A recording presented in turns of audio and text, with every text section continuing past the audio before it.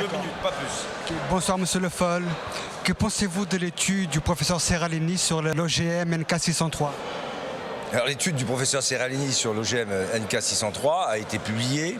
J'avais demandé à ce que l'ANSES prenne une position sur la validité ou non de cette étude.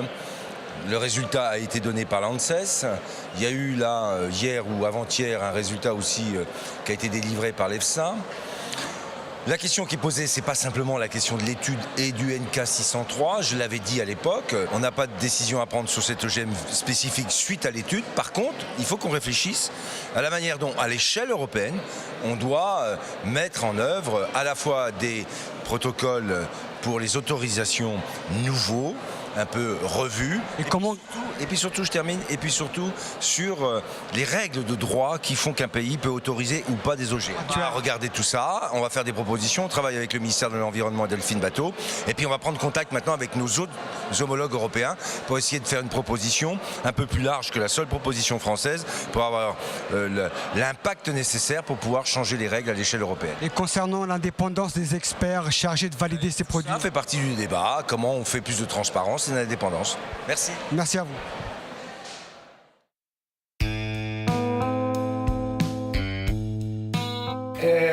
Il ne nous venait pas à l'idée, moi je parle des gens anciens, de communiquer immédiatement sur un résultat scientifique. Aujourd'hui, la communication et la science sont intimement mêlées, et il y a même une imbrication entre les deux. Est-ce qu'il y a des règles qu'on doit mettre dans cette imbrication entre science et communication sur la science ? C'est en tout cas le thème qu'on souhaite maintenant aborder. Oui, les règles dont vous parlez, ce ne sont pas des règles qui sont spécifiques au traitement de la science par le journalisme. Ce sont les règles du journalisme en général qui veulent qu'on vérifie nos sources, qu'on croise l'information, qu'on fasse appel à différents avis quand il y a débat. Or là, ce qui s'est passé, c'est un peu, pas le contraire, mais pratiquement. La publication qui a été faite, et comme nous l'a dit le ministre, c'est dans cette revue, qui n'est pas une revue scientifique, qu'il en a pris connaissance. Cette publication a été faite avant même qu'il y ait débat, avant même que les scientifiques du secteur aient pu en prendre connaissance et éventuellement réagir et apporter un autre regard.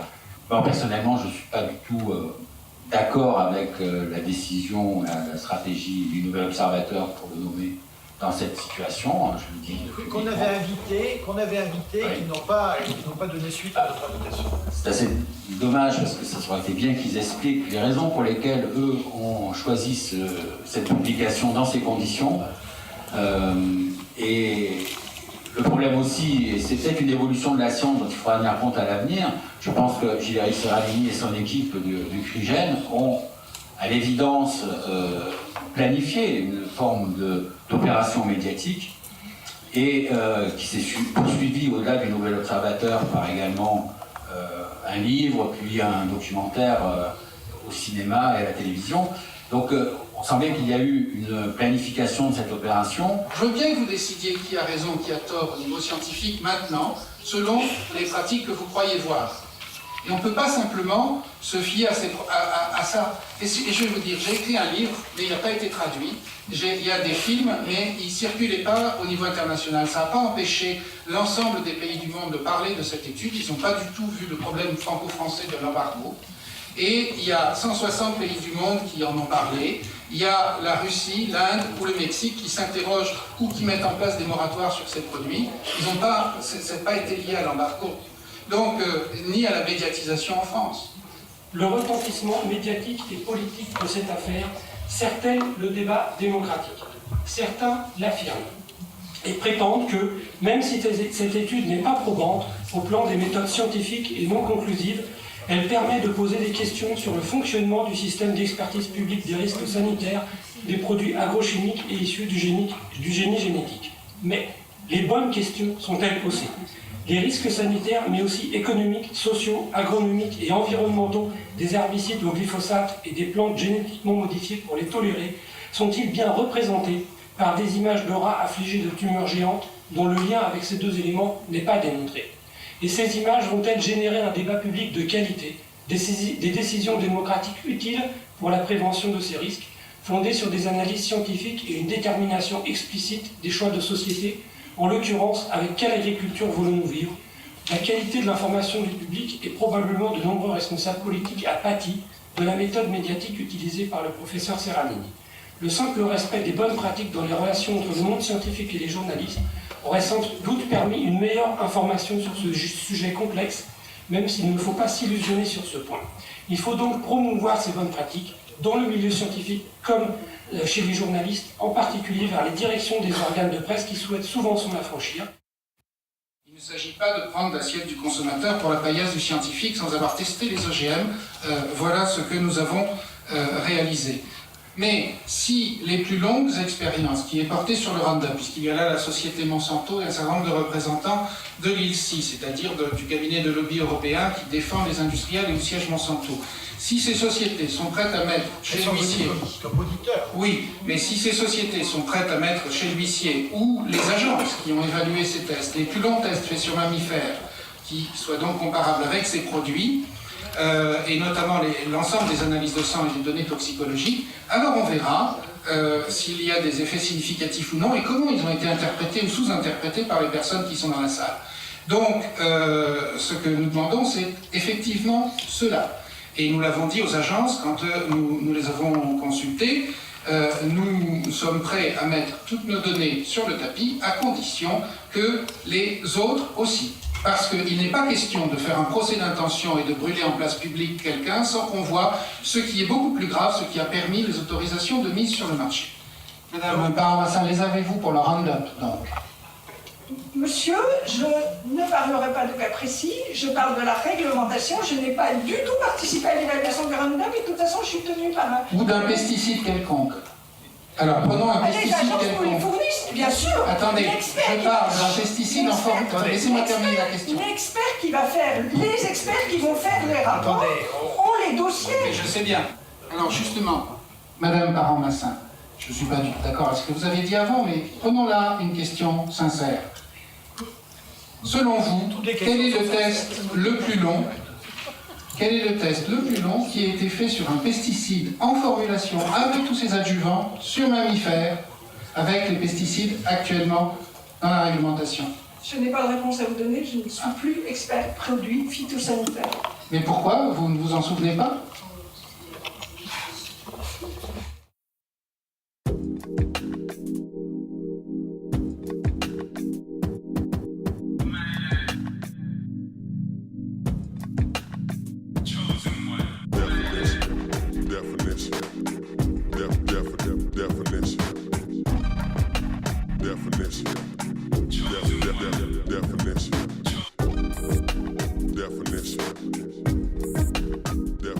Qu'est-ce qui fait que la question des OGM est aussi difficile en fait à traiter et pourquoi les réactions sur ces questions-là sont aussi épidermiques et aussi violentes? Je pense qu'il faut essayer de réfléchir sur l'origine de ces fantasmes, de ces réactions.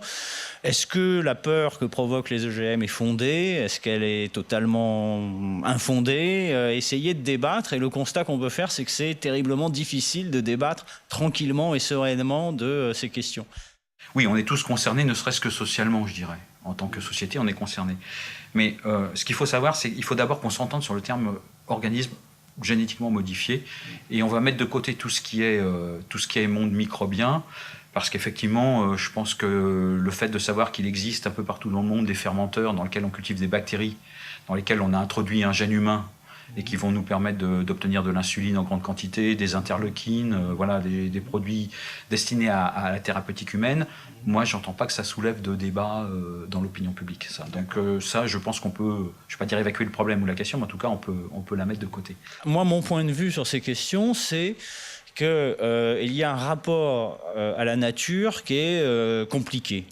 Et que l'idée que lorsqu'on commence à toucher au patrimoine génétique d'un organisme, on est susceptible de fabriquer des monstres. C'est en fait une idée qui remonte plus ou moins à Frankenstein, si vous voulez. La peur du mutant. La peur du mutant, voilà. Donc c'est voilà, une idée, on touche à ce qui fait l'essence de l'homme, ou l'essence d'un organisme, son ADN. Ce qui pose problème, c'est visiblement les plantes génétiquement modifiées. Les PGM, voilà. Alors, qu'est-ce que c'est qu'une plante génétiquement modifiée? Je ne voudrais pas me lancer dans un cours. Soja, betterave... Oh, ben, pas que. En fait, vous allez voir que c'est plus large que ça. En fait, pour se référer, pour essayer de comprendre ce que c'est qu'une plante génétiquement modifiée, il faut se référer à la définition. Et cette définition est donnée par une directive européenne, qui est la directive EC 2018, qui dit exactement ce qu'est une plante génétiquement modifiée. Donc, comment on fait pour obtenir une... Que font les améliorateurs végétaux? Donc, en général, ils repèrent, on va prendre le cas par exemple d'une plante qui résiste à une maladie, prenons n'importe quoi, mettons que ce soit du maïs. Ils vont repérer dans un champ de maïs qui est atteint par la maladie une plante qui aura résisté. L'idée, c'est de se dire, ah, cette plante-là, elle doit être résistante à la maladie, probablement.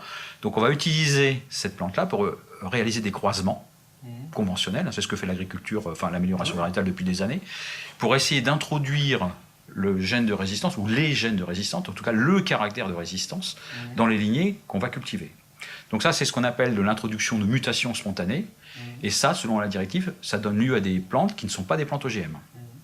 Les scientifiques ont contribué à alimenter l'idée que l'ADN, c'était quelque chose de sacré, c'est le grand livre de la vie, on séquence le génome, on apprend à lire la vie. Enfin, il y a eu tout ce discours relayé par les scientifiques, et du coup, l'idée s'est répandue de façon assez forte et assez, et peut-être légitime, que toucher à l'ADN, c'était toucher au sacré. Voilà. Et donc, quand on fait des OGM ou des PGM, des plantes génétiquement modifiées, on touche au sacré et potentiellement on crée des monstres et on va empoisonner les gens. Enfin.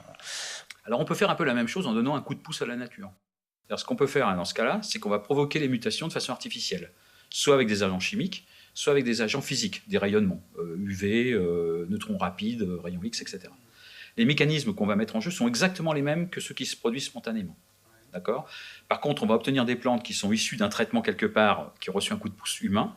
Et ces plantes, qui descendent donc d'opérations de mutagénèse, sont considérées comme des OGM au sens de la directive. Enfin, sont définies comme des OGM au sens de la directive, mais ne sont pas considérées comme des OGM parce que la directive précise très spécifiquement que les variétés issues de mutagénèse échappent au champ d'application.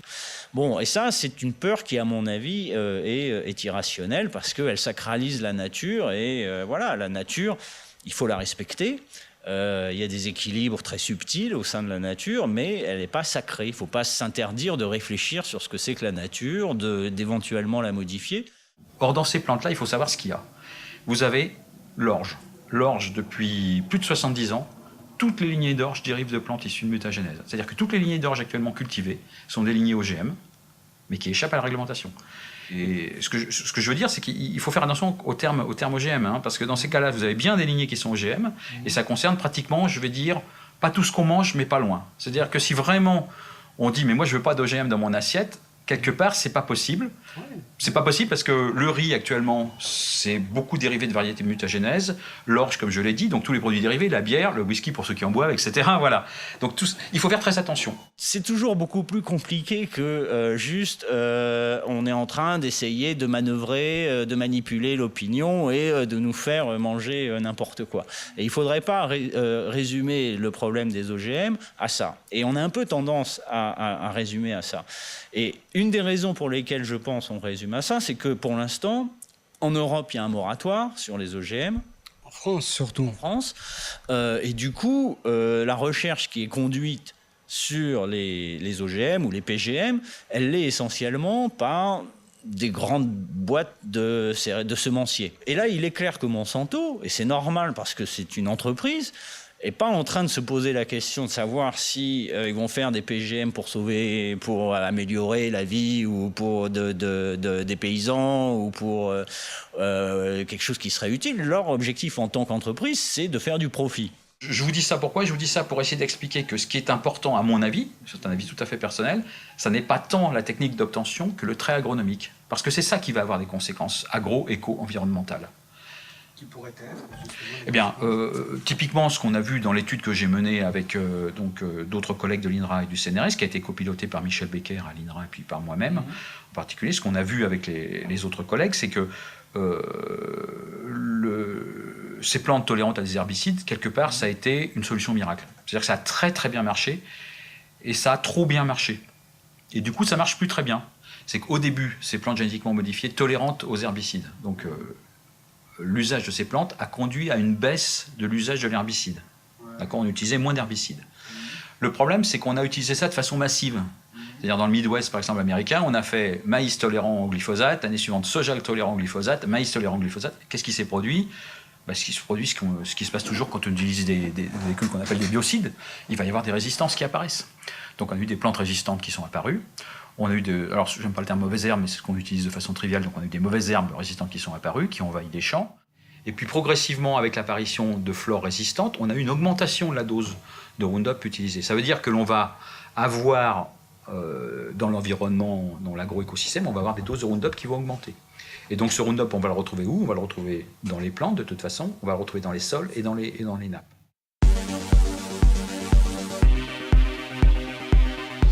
Le constat aujourd'hui, pour faire simple, c'est que en tant que citoyen, si vous voulez intervenir sur les OGM, comme sur tout autre débat technico-scientifique, la place qu'on vous laisse est une place qui vous est donnée si vous vous exprimez en termes scientifiques ou en termes techniques. L'INRA, c'est l'Institut national de la recherche agronomique. On est à peu près 10 000 personnes, plus 5 000 si on compte tous les postdoctorants, les accueils, etc.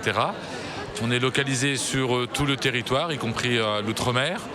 Et on travaille sur 3 domaines qui sont l'agriculture, l'alimentation et l'environnement. Et évidemment aux intersections agriculture. Est-ce qu'on peut dire que vous êtes un petit peu le fer de lance de la recherche agronomique en France ? On est le premier institut de recherche agronomique en France, avec le CIRAD qui lui travaille plus sur les pays du Sud, mais pour ce qui est des pays développés, c'est l'INRA. Les scientifiques, quand ils parlent aux citoyens, viennent expliquer pourquoi ils ont raison. Nous, on aimerait qu'ils viennent écouter ce que le citoyen a à dire, y compris en des termes qui peuvent sonner d'une manière étrange pour le scientifique. Et ça, c'est quelque chose qui est essentiel si on veut que la démocratie perdure un peu. Quelle est la politique officielle de l'INRA en ce qui concerne les biotechnologies et notamment les OGM ? Alors, les biotechnologies, c'est pas synonyme d'OGM. Voilà, donc... J'ai fait un petit raccourci. Voilà, mais donc, la politique, c'est pour ce qui est des biotechnologies et des OGM, nous les utilisons beaucoup en tant qu'outil de recherche. Et ça, évidemment, ça reste. Pour ce qui est après, disons, d'aller dans le grand public, etc., pour les biotechnologies, tant que ce n'est pas des OGM, c'est possible. Et pour les OGM, comme aujourd'hui, ce n'est pas possible en France de par la loi, nous ne travaillons pas sur des OGM à des fins commerciales. Il faut dire que sur le sujet des OGM, il n'y a pas un énorme clivage droite-gauche. Il y a au sein de chaque parti un gros clivage. Toutes les décisions au niveau national sont prises avec votre accord. Alors, les décisions sont prises par les ministères. Nous ne prenons pas de décision. Nous avons comme rôle d'apporter une information scientifique la plus objective, la plus complète possible, justement au service des décideurs, que sont les ministères, mais aussi l'ensemble des acteurs et des parties prenantes de la société. Tout le travail que nous réalisons est systématiquement rendu public. Et l'objectif est justement d'apporter cette information à l'ensemble des acteurs de la société. Pourquoi n'y a-t-il jamais eu de crédit public attribué à une équipe indépendante ? Voilà, ça c'est une bonne question. Est-ce qu'on peut affirmer que l'INRA a un petit peu porté le projet et le développement des OGM en France ? Non, je crois qu'on peut pas... Est-ce qu'elle a favorisé ? Non, on travaille. Les OGM, pour nous, c'est d'abord un outil de recherche. C'est-à-dire, dans les laboratoires, vous utilisez des techniques dites génétiquement modifiées, car ça vous permet de mieux comprendre, mieux analyser ce qui se passe, mais ça reste un outil de recherche. Quelle a été la position officielle de l'ANSES par rapport à l'étude du professeur Seralini sur le maïs NK603 ? Alors nous avons effectivement été saisis par les ministères sur cette étude. Nous avons en un mois, fait un travail, de revue globale à la fois de l'étude, Seralini, mais également de la resituer dans l'ensemble des connaissances scientifiques qui sont disponibles dans le domaine des OGM et en particulier des effets à long terme des OGM. La conclusion de notre travail, c'est d'un côté que l'étude du professeur Seralini n'était pas en tant que telle de nature à pouvoir remettre en cause les décisions qui avaient été prises précédemment. En particulier, il y a toute une série de faiblesses dans l'étude qui a été réalisée et quant aux conclusions qui sont apportées par leurs auteurs. Ce qui a été assez extraordinaire, c'est qu'il y a eu une espèce de chasse au Seralini qui a été ouverte, et je pèse mes mots. Et il s'est agi de chercher dans chaque virgule, dans chaque mot, dans chaque condition technique, les moyens de mettre en accusation, et c'est vraiment ainsi que ça s'est passé, le travail de Seralini. Ce qui est assez drôle et ce que nous avons commencé à faire immédiatement, c'est de recenser tout cela et de montrer que ces critiques se retournaient immédiatement contre l'ensemble des dossiers de demande des firmes quand ils font une demande d'autorisation pour un OGM. Et même des publications faites sur les OGM par des instituts sur fonds publics. Mais d'un autre côté, nous avons constaté, au travers du travail que nous avons réalisé, qu'il y avait peu d'études du type de celles faites par le professeur Seralini sur les effets vraiment à long terme de la consommation d'OGM. Est-ce normal, justement ? Nous avons recommandé que des études complémentaires puissent être réalisées. Comment expliquez-vous donc ce laxisme général, en général ? Le laxisme général, vous comprenez bien, quand vous êtes un pétitionnaire, eh bien, je vais parler en mon nom propre, comme si moi j'étais pétitionnaire, pour pas faire de procès d'intention, si vous voulez. Hein. Moi, je me dirais, eh bien, j'ai peut-être pas intérêt à avoir trop de choses dans mon étude. Voyez ? Si je ne vois rien, ça m'arrange. Voilà. Ce que je constate, moi, c'est qu'il y a eu effectivement, enfin, mis sur la scène publique, un problème qui est un problème récurrent dont personne n'a jamais voulu parler. Donc là-dessus, on a une avancée manifeste, avancée qui se traduit par le fait que le gouvernement français a enfin décidé de mettre en route une étude à long terme et sur le glyphosate, sur le Roundup, pardon, parce que c'est important, et c'est-à-dire sur la formulation telle qu'elle est utilisée, et sur le maïs NK603. Donc voilà, le résultat, il est là. Donc à l'heure actuelle, il y a au niveau de l'Europe et de la Commission européenne la volonté effectivement de financer une telle étude et nous sommes en contact avec eux pour voir dans quelle mesure nous, en tant qu'ANSES, nous pourrions être partie prenante de la définition de cette étude. J'ai entendu dire qu'ils allaient examiner un autre maïs que le NK603. La Commission européenne, a priori, envisage d'examiner bien le maïs NK603. Et pour les OGM, comme aujourd'hui ce n'est pas possible en France de par la loi, nous ne travaillons pas sur des OGM à des fins commerciales. Et que pensez-vous de la réaction quasi instantanée justement donc du ministre de l'Agriculture suite à la parution de l'étude, qui a tout de suite saisi l'ANSES et le HCB ? La réaction quasi instantanée de Stéphane Le Foll, elle n'est pas si instantanée que ça. Hein. Le gouvernement français, comme au sein des autres États membres, ça fait depuis décembre 2008 qu'ils demandent le renforcement de l'évaluation des OGM. Ça a été une demande qui avait été actée à l'unanimité. Donc l'ensemble des 27 ministres de l'Environnement au niveau des États membres européens qui s'étaient réunis à Bruxelles en décembre 2008 avaient demandé à ce que l'évaluation des OGM avant autorisation soit renforcée. Donc on va dire que la communication de Stéphane Le Foll au moment où l'étude est rendue publique et les résultats sont rendus publics, elle va dans cette logique d'acter que finalement la question qui est soulevée est une question qui alimente la demande des gouvernements de renforcer l'évaluation. Au niveau des OGM, où se situe la balance bénéfice-risque ? Est-ce que vous estimez que cette balance a suffisamment été mise et rentrée en ligne de compte dans la prise de décision jusqu'à présent ? C'est comme tout progrès en fait. Après, il y en a qui estiment qu'on a fait assez, d'autres trop, etc. Nous, en tant qu'institut de recherche publique, ce qu'on est en légitimité d'affirmer, c'est qu'il faut continuer à mesurer tous les avantages et tous les inconvénients, et qu'en tout cas, il faut faire cela dans la plus grande transparence possible. Il est vraiment clair qu'au niveau alors de la internationale, c'est-à-dire au niveau de l'OMC, le poids de l'industrie agroalimentaire est absolument énorme, non ? Et que le fonctionnement de tout cela est extrêmement opaque.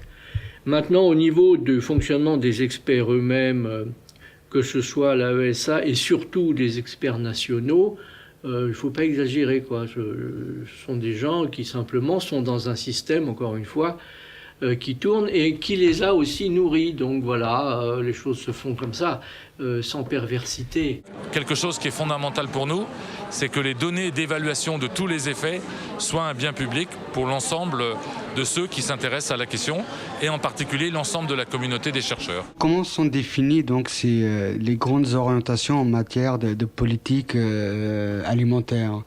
Comment sont définis les protocoles? Qui définit les protocoles de validation de ces substances? Alors, le pétitionnaire, c'est-à-dire celui qui demande l'autorisation, a la responsabilité de son étude. D'accord, mais il doit se baser sur un protocole existant. Non, c'est pas qu'il doit. Modus il doit operandi. faire une bonne étude. D'accord. Et pour l'aider, il y a des lignes directrices qui sont produites par l'Europe, c'est-à-dire cette fameuse commission qui s'appelle l'AESA ou EFSA, et qui s'inspirent également de protocoles qui sont à un niveau encore au-dessus dans le Codex Alimentarius. D'accord. Qui a été défini par la FAO et l'OMS, il me semble. Voilà, c'est cela, et essentiellement par l'ILSI. D'accord. Ah, d'accord. Voilà. C'est-à-dire les entreprises de l'agro-industrie s'écrivent leur propre ligne. Donc présentez-nous l'ILSI donc. L'ILSI, c'est un institut qui a été fondé par Monsanto, Bayer, Crop Science, Syngenta, Cargill, Ajinomoto, Coca-Cola, Nestlé, PepsiCo, enfin voilà. C'est le plus gros lobby agroalimentaire. C'est un énorme lobby agroalimentaire qui, effectivement, a une influence absolument énorme au niveau de l'OMC. Notamment, et de l'Europe également, et au niveau de l'AESA. Et par rapport à l'Union européenne, est-ce que la France est assez indépendante pour contrecarrer un petit peu des décisions qui sont prises par l'EFSA, par la Commission européenne? Écoutez, je pense que pour le coup, la France a prouvé que dans un certain nombre de cas, elle savait les positions et les défendre sans qu'elles soient forcément majoritaires au niveau de l'Europe. Nous, en ce qui nous concerne, nous avons beaucoup de relations avec l'agence européenne, donc l'EFSA. Nous apportons notre contribution. Nous avions d'ailleurs plaidé pour un renforcement du cadre réglementaire dans le cadre de l'évaluation des OGM. Et donc voilà, chacun joue son rôle et c'est clair qu'on est dans un espace européen et que nous contribuons le plus possible et nous essayons d'être très présents et actifs dans le niveau européen, puisque c'est à ce niveau-là que, par exemple, sur les OGM, les décisions sont prises. Il ne faut pas s'imaginer qu'on a des gens qui sont payés tous par Monsanto, Bayer ou compagnie pour donner des avis favorables. C'est pas vrai, bien sûr. Mais simplement, si vous voulez, vous avez une structure qui est telle et qui est finalement au sommet, c'est-à-dire au niveau de l'OMC, contrôlée par l'industrie agroalimentaire, ce qui fait que finalement, il est extrêmement difficile d'obtenir une réelle évaluation sanitaire environnementale des OGM avec des interdictions qui correspondraient aux faiblesses des analyses qui sont présentées. Est-ce qu'on peut tendre vers un risque zéro? Il n'y a jamais de risque zéro, comme vous le savez. Par contre, ce qu'on doit faire, c'est informer sur tous les risques, y compris les risques non intentionnels, dans la mesure où cela peut se faire. Est-ce que cette information, elle est faite ou a été faite? Il y a eu de l'information, je pense qu'on peut améliorer les choses.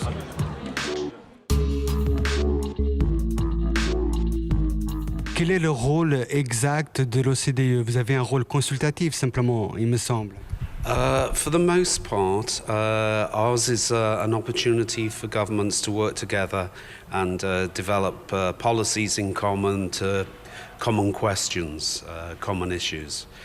So in the role of biotechnology, there are different facets to the work, but a strong aspect has been the role of addressing safety, because this has economic implications. GMOs can be used in trading products, and we hope to eliminate trading barriers, as well as ensuring strong safety. Mais comment ça se fait qu'il y ait une résistance quand même à déclarer ses intérêts Alors il y a plusieurs raisons à ça. C'est pas très démocratique. Alors non, pas du tout. Mais le lobbying n'a pas pour objet d'être démocratique, il a pour objet d'influencer. Écoutez, je ne vous cache pas que pendant la préparation de mon interview, j'ai pu me rendre compte qu'on vous taxait un petit peu d'avoir une vision un peu néolibérale de l'économie. Est-ce une réalité? Parce que justement, M. Kearns, vous dites que vous cherchiez à faire sauter les barrières commerciales. Yes. But I also said that safety is of a primary importance. So we have two roles. One is to ensure safety by our governments working together to try and find the best measures to ensure safety, but at the same time there is an interest in avoiding where possible barriers to trade. La démocratie, c'est pour moi en tout cas, ça consiste à prendre des décisions dans l'intérêt général, dans l'intérêt du plus grand nombre, alors que le lobbying, ça consiste à faire en sorte qu'une décision soit prise en fonction de votre intérêt particulier. Pour ce qui concerne le travail sur les biotechnologies, justement, nous travaillons directement avec le ou les ministères concernés dans les pays qui sont en charge de l'évaluation des risques de la culture ou de l'utilisation des OGM. Juste pour clore donc cette première partie, cette première question, est-ce que vous pensez qu'il est possible de concilier intérêt économique et intérêt général de manière pragmatique, évidemment? It's possible, but it's also essential, because there are many aspects of economic life where there are issues to do with safety. And it's very important to be able to integrate safety together with economic goals, especially in a topic like GMOs. Dites-moi, qu'est-ce que c'est l'ILSI? L'ILSI, c'est le International Life Sciences Institute, l'Institut international des sciences de la vie.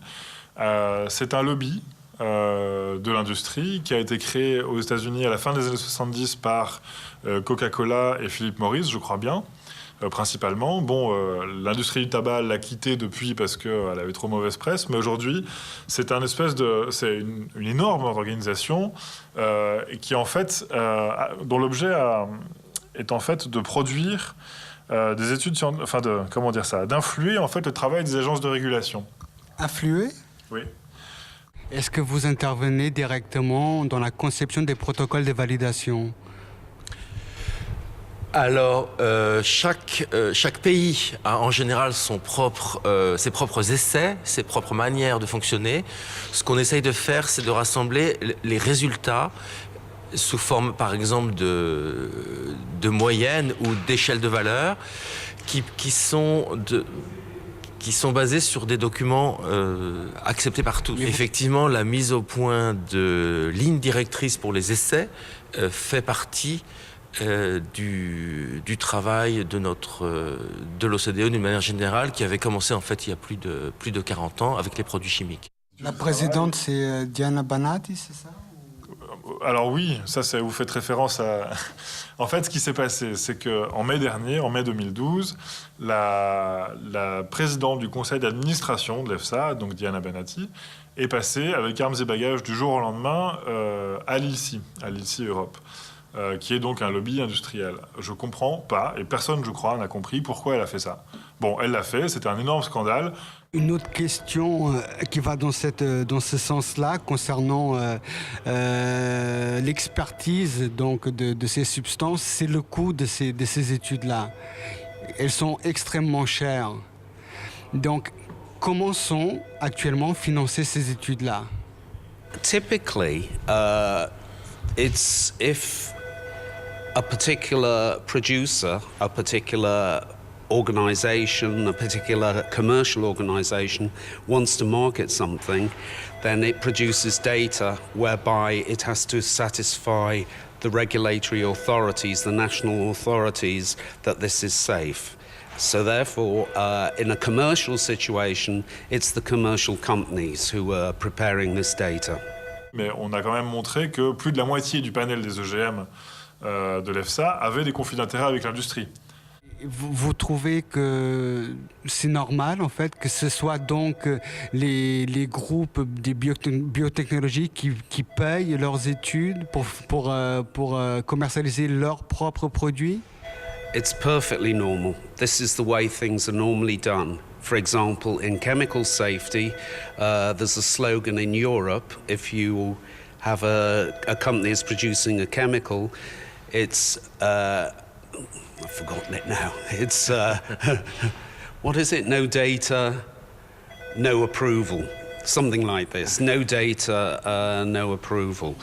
it's typical to expect people who wish to produce a product and market a product. It's normal for them to expect them to be able to produce data. Oui, mais les résultats. How it works also with pharmaceuticals.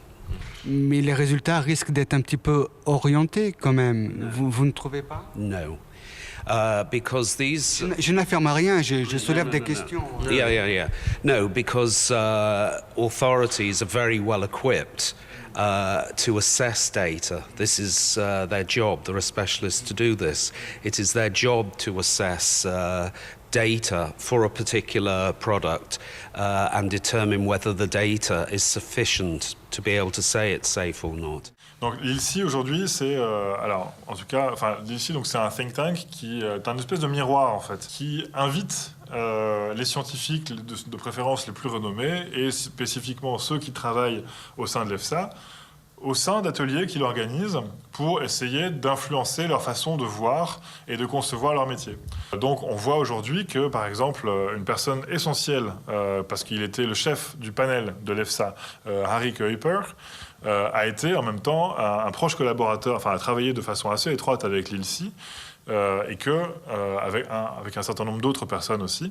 Ma question, tout simplement, est-ce qu'un autre mode de financement, peut-être assuré par de l'argent public, ne serait pas une garantie plus importante pour les citoyens, pour les consommateurs? I don't think this would work. I mean, who is going to pay for this from the public authorities? And why should the public pay for somebody's commercial product? Je ne sais pas, peut-être créer un fonds de dotation, je ne sais pas. Moi, je pense que c'est, en tout cas au niveau européen, un petit peu ce pourquoi certaines agences spécialisées ont été créées, comme l'EFSA, oui. L'agence donc pour la sécurité sanitaire des aliments, mais qui a été accusé de conflit d'intérêts récemment, donc. Bon, il faudra analyser en détail ce que ça veut dire vraiment, mais je pense que le conflit d'intérêts peut toujours exister où qu'on soit dans le privé, qu'on soit dans le public. Quand on est dans l'intergouvernemental, ça existe. On parlait forcément de corruption. Non, j'entends bien. Le problème, c'est que, vous avez ici le quartier européen, c'est un espace clos, c'est une bulle, c'est un espace d'expatriation où en fait les frontières entre le secteur privé et le secteur public sont assez poreuses, en fait, sont assez floues. La façon dont les carrières s'organisent ici, c'est vous avez quelqu'un qui va faire un stage à la commission au Parlement, puis qui va aller travailler dans un lobby, puis qui va passer les concours pour aller travailler comme fonctionnaire à la commission. Et puis, systématiquement, ce qu'on voit, c'est que les postes seniors à la commission, en général, partent en retraite assez tôt, vers 55-60 ans, sont en pleine forme et en pleine possession de leurs moyens, et donc vont retravailler après pour le secteur privé dans des cabinets d'avocats ou au conseil d'administration de grandes entreprises, où ils peuvent faire bénéficier leurs nouveaux employeurs de leur connaissance des mécanismes de décision interne, ainsi que de leur réseau personnel. Quel est, selon l'OCDE, l'avenir des OGM justement en Europe? It's difficult to predict the future in Europe. I think the future beyond Europe is a little more clear. It's a little bit less controversial in many countries. For the future, there are products coming which may have benefits in developing countries. For example, crops that are resistant to drought, resistant to high temperatures, to other stresses in the environment, which may help with things like climate change. So there are lots of different directions this technology can go in.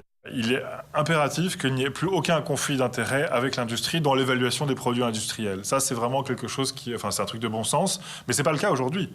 Aujourd'hui, vous avez des gens qui ont un conflit d'intérêts avec l'industrie et qui sont impliqués dans l'évaluation des produits de l'industrie. Ça, c'est plus possible.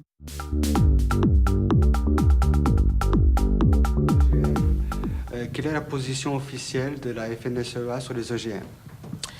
Alors, nous avons siégé depuis que ce débat existe en France dans à peu près toutes les instances qui ont été mises en place par le gouvernement, mais avons toujours regretté que le débat soit aussi polémique en France. Le principal problème des OGM, c'est le brevet. Quand vous avez un OGM. Mais aujourd'hui, on a des OGM avec des étiquettes. On a aussi des OGM sans étiquette. Hein. Toutes les plantes mutées qui arrivent sur le marché, il y a un brevet dedans. Je prends une partie de ma récolte pour la ressemer. Ah, j'ai pas le droit. Parce qu'il y a un brevet. Mais c'est beaucoup plus dangereux que ça. C'est que le brevet, il se promène. Le brevet, il se promène avec le pollen, qui va d'un champ à l'autre, avec le vent, avec les abeilles. Il se promène avec des graines, qui se promènent avec le vent, avec des camions. Et moi, dans mon champ, où je ne fais que de l'agriculture paysanne, où je n'ai jamais acheté de graines brevetées, je me retrouve avec des graines brevetées. Et ma récolte, elle appartient à qui ? Elle appartient à Syngenta, à Villemorin ou à Monsanto, aux propriétaires des brevets. Ce que l'on constate quand même, c'est que les OGM, la surface cultivée en OGM, en culture OGM dans le monde augmente. Oui, 2,6, il me semble. Voilà, de façon importante. Un certain nombre de pays européens cultivent des OGM aujourd'hui. La France ne cultive aucun OGM et le débat reste aussi compliqué. Est-ce que vous pensez que c'est un frein pour l'économie, pour l'agriculture française ? Nous, ce que nous disons surtout, c'est que c'est pénalisant pour l'agriculture que de freiner la recherche. Ce qui se passe aujourd'hui, c'est que faute de faire de la recherche publique avec l'INRA notamment, on laisse les entreprises privées étrangères notamment continuer la recherche. Vous êtes en train de dire que les moratoires, c'est un frein pour la recherche, donc ? C'est pas les moratoires qui sont un frein pour la recherche, pas que les moratoires, c'est l'ambiance qui s'est développée autour des OGM, cette hostilité générale qui fait que tout est détruit chaque fois qu'il y a un essai qui est fait au champ, donc la recherche quitte la France. Les entreprises semencières privées, coopératives ou entreprises privées, quittent la France pour aller chercher ailleurs, et donc on se prive de connaissances et de technologies publiques ou en lien avec des entreprises qui permettraient d'en savoir plus. Donc il me semble que vous êtes également membre des faucheurs volontaires. Est-ce que vous pouvez me dire un peu plus donc, sur ce collectif ? Alors, si vous voulez, le collectif des faucheurs volontaires, il est né en 2003. C'est mon syndicat, la Confédération paysanne, qui a fait les premiers fauchages dès 97 en France. C'était un champ de colza, après ça a été des champs de maïs. Pourquoi on a choisi cette manière de ce qu'on appelle la désobéissance civique ? Il y a eu beaucoup de débats. Et puis, l'opinion est très clairement, majoritairement contre les OGM. Mais d'un autre côté, pour tester ces produits-là, pour savoir s'ils sont toxiques ou pas, s'ils ont une incidence néfaste sur la santé publique, il faut procéder à des tests. Et or, il me semble que de par votre action de faucher tous les plants existants, donc l'expérience devient impossible. On peut très bien faire des tests en milieu confiné. On peut cultiver du maïs dans des serres complètement fermées. Et là, il n'y a pas de danger de contamination. Ceux qui veulent, en mettant partout des parcelles soi-disant d'expérimentation, c'est d'abord habituer les gens aux OGM et puis contaminer le territoire. Si vous voulez faire des tests, attendez, ça fait maintenant 15 ans, si ce n'est 20 ans, que tout le bétail mange des OGM. On n'a jamais fait une étude épidémiologique pour voir s'il y avait des problèmes sur le bétail. Donc je crois qu'il faut sortir du tabou qu'il y a autour des OGM, probablement aussi dissocier ce qui est recherche privée et ce qui est recherche publique, mais ne pas chercher, c'est de l'obscurantisme. Et il y a une vraie différence entre la recherche qui permet de savoir et ensuite la décision de mettre en culture. Est-ce que d'un point de vue concret, le modèle agricole que vous défendez est à même de répondre aux enjeux du monde contemporain, d'un point de vue démographique, d'un point de vue climatique, avec tous les changements qui sont en train de s'opérer ? Quelles solutions vous préconisez justement d'un point de vue concret ? En termes de quantité, si on nourrit sur place la population avec ce qui est produit sur place. Je vais vous prendre un exemple. Vous avez 3 millions d'hectares de maïs en France qui servent à nourrir que des animaux. Et pour nourrir ces animaux, il faut autant d'hectares de soja en Amérique du Sud. Avec 3 millions d'hectares de cultures maraîchères, on nourrit de jardins, on nourrit toute la population française. Donc, vous voyez bien qu'on ne manque pas de terre. On peut produire beaucoup plus de nourriture sur la même surface. Mais par contre, pour faire du jardin, il faut un peu plus de paysans à l'hectare que pour faire du maïs. Pour faire du maïs, un paysan avec 2 ouvriers, il fait des centaines d'hectares. Pour faire du maraîchage, mais il y a des gens qui demandent qu'une chose, c'est d'avoir de la terre pour pouvoir produire leur nourriture. Donc nous sommes très clairs sur le sujet. Il y a une règle nationale qui dit pas d'OGM en France, ok. Le jour où la règle dira il est possible de cultiver d'OGM parce que les risques ont été levés, parce que les dangers ont été... Il a été démontré qu'il n'y avait pas de danger, les producteurs français cultiveront des OGM.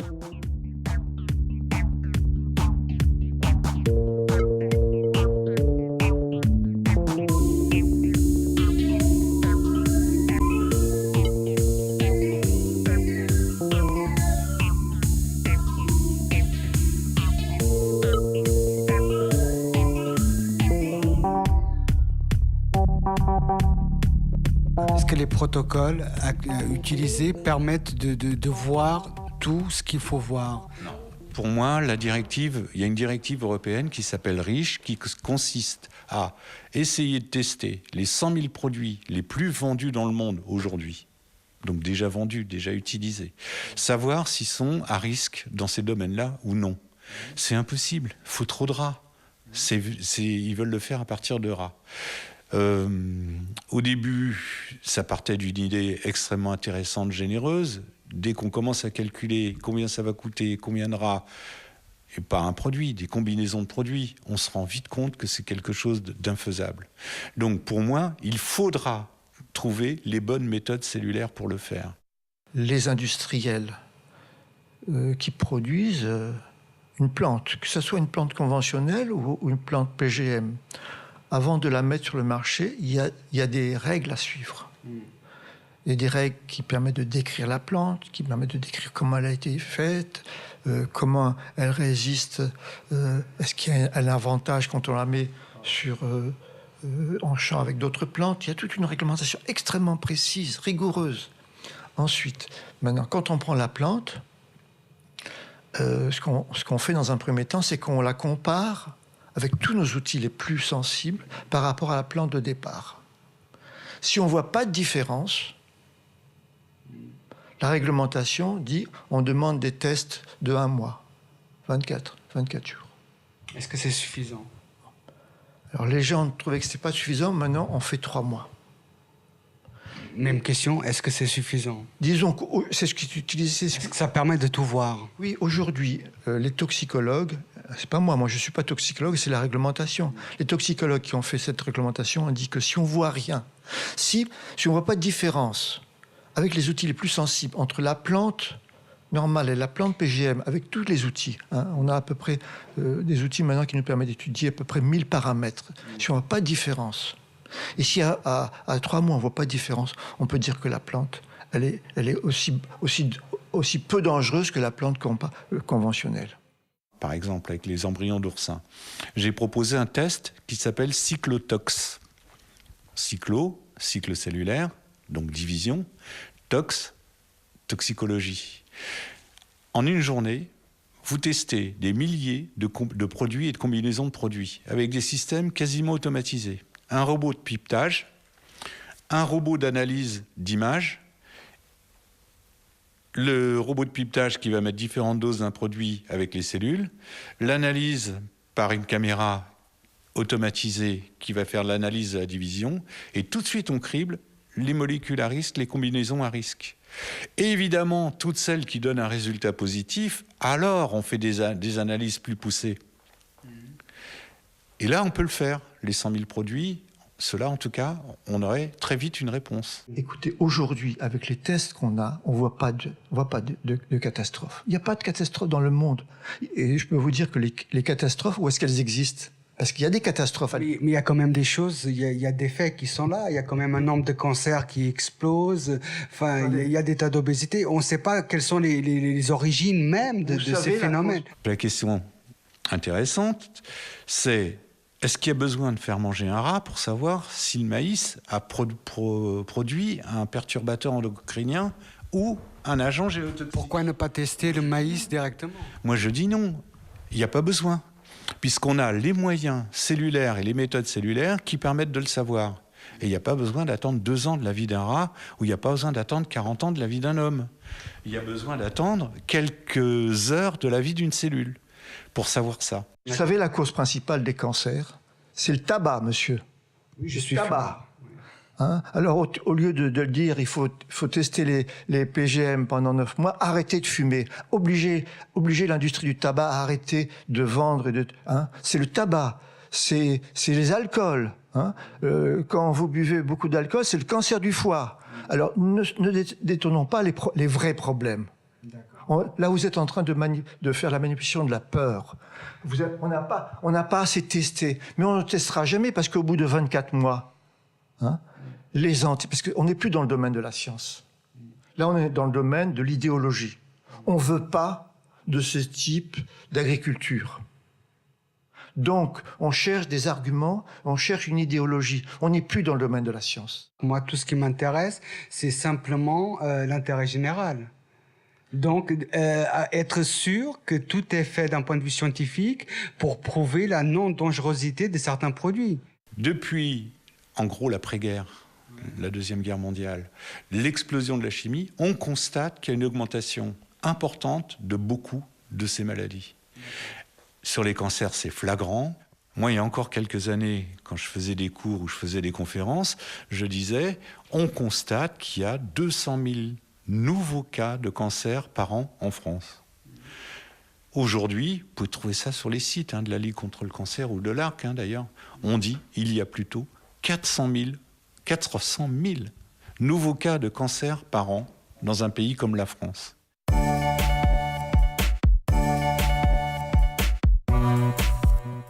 Gonna get together in the end and tell me about love.